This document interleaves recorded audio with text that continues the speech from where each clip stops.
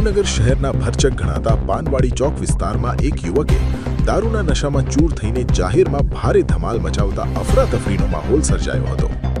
આ ઘટનાના દ્રશ્યો મોબાઈલ કેમેરામાં કેદ થયા છે, જે હાલ સોશિયલ મીડિયા પર વાયરલ થઈ રહ્યા છે।